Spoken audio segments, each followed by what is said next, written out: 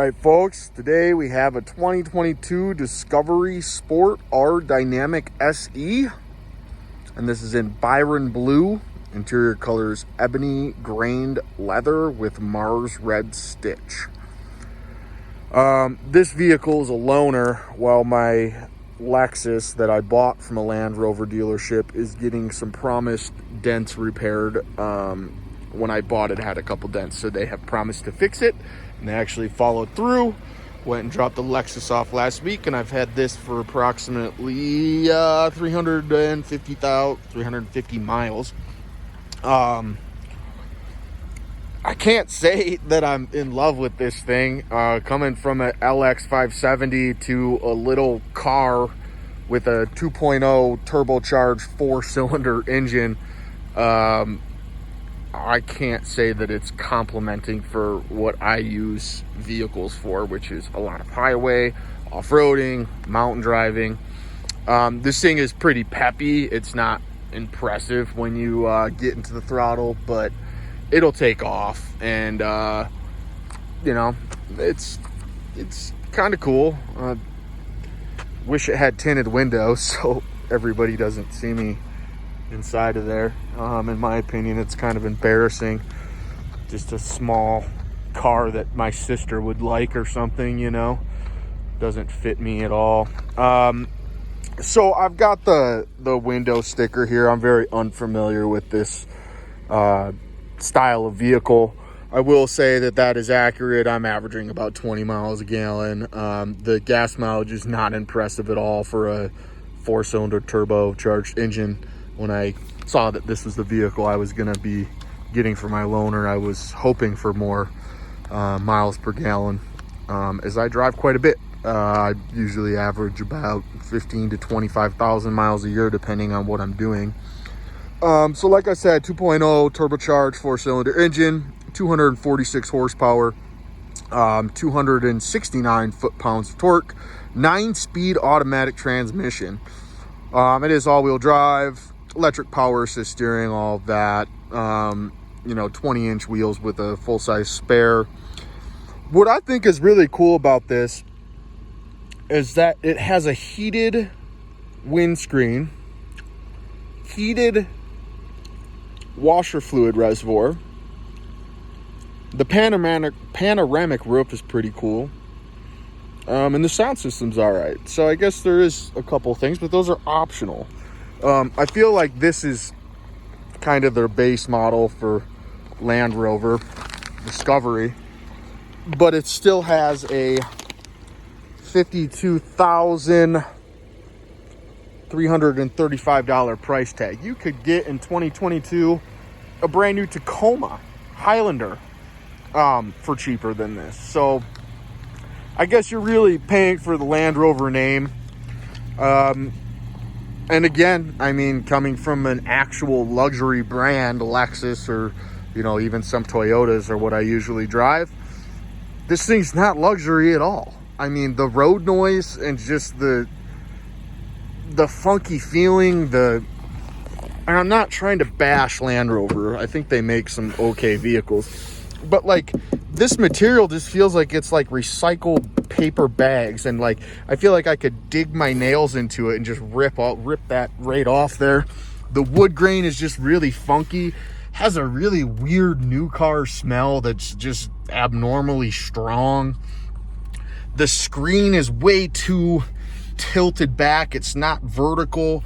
Again, that cheap, just so cheap. I mean, look at this. I can move the whole dash. I mean, everything is just has a really cheap feel to it, and it's unfortunate because I always thought that Land Rovers were, a luxury vehicle, and driving this around for a little bit has totally changed my mind. I mean, the door, this is just, look at how thick this inside panel is. And it's not even, when I first got this thing, I'm like, wow, the door's thick. It must have a bunch of insulation, sound deadening. No, the road noise is absolutely ridiculous. Just why would they put the light up there? It's just funky to me. The mirrors don't move side to side. So if you're a tall guy and you're all the way back here, you're gonna get shined. This I absolutely hate. If you're a tall guy, your elbow is way back here. It's not even on the armrest. And this seat is not even that far back. I guess it's all the way, this is all the way back. So I'm 6'1", 6 foot, whatever. And you know, my knees, I can't even spread my legs open here. This is so confusing. When I got this thing, I could not, you know, I got it and I instantly drove from Denver back up to northern Colorado. And there was just so many things that I wanted to turn on. You know, the heat wasn't blowing where I wanted it to go. The heated seats, you know, it was freezing cold and I'm trying to figure all this stuff out. And I actually had to pull over and get to know this car a little bit. And it still is so confusing. Traction control button won't work. The blind spot monitoring, hit or miss. Super, super dangerous. Super dangerous. This gear shifter is so awkward and just, I don't understand this gear shifter. You go forward to go into reverse from park. You have to hit this button back here. It's just, it makes me want to throw up, to be honest. So like I said, this is very confusing. If you want to adjust your heated seat, you have to push that in, spin this knob. If you want to adjust your fan speed, you have to push that in to adjust your fan speed. And if you want to adjust your temperature, you just spin the dial like this. These buttons are, there's no clicking mechanism. It's just like a touch screen that just, it feels so cheap to me. Just not something that I would personally enjoy paying $53,000 for something that feels cheap. It feels like you're hitting buttons on a refrigerator in your house that has a touch screen.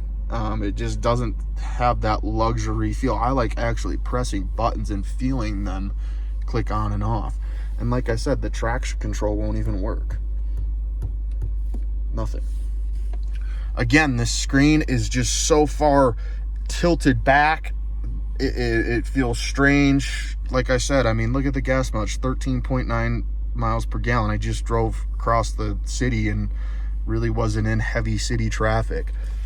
I haven't even went through all this stuff.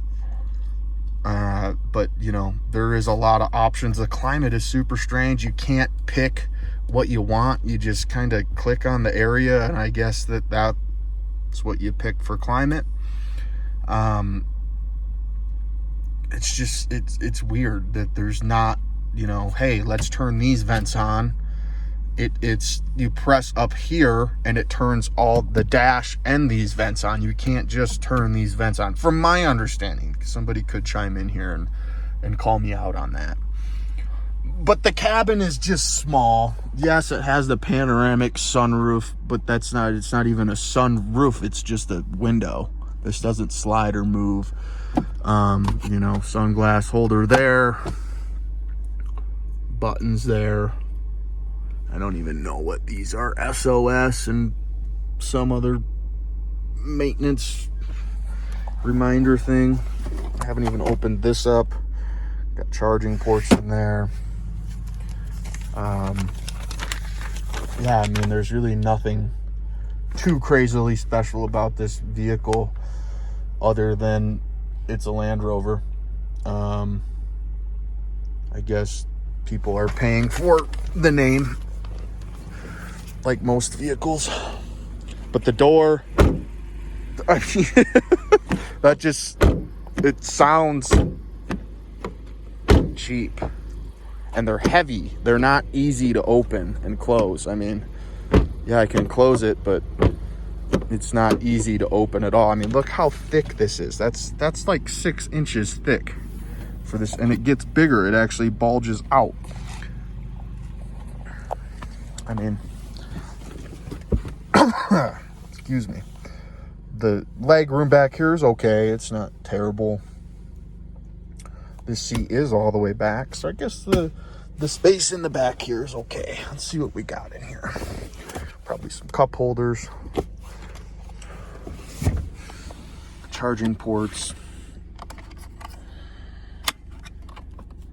Those aren't even on. LED lights. Yeah, I mean, it's not bad. Definitely not dated. I wouldn't say it's dated at all. Power rear hatch. I'm assuming the spare is under here. I guess it's not a full size. Well, it is a full size, but not the wheels that you see on it. Cargo cover for your 1 foot of cargo space back here.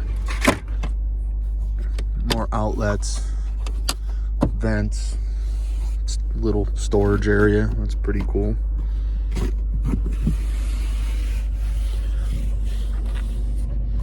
Yeah, I don't know. I do like that carpet that goes up on the sides. Power down. I haven't even popped the hood. Let's see what that engine looks like. That 2.0. You got your e-brake, tire pressure, reset, parking, rear door. Nothing over there. Gauges. Nothing too special for a $50,000 little car. I smell coolant. Ooh, I smell coolant. Oh yeah, I smell coolant. That is not good. Fortunately, it's not my problem unless this thing blows up, but wow. What a smell of coolant.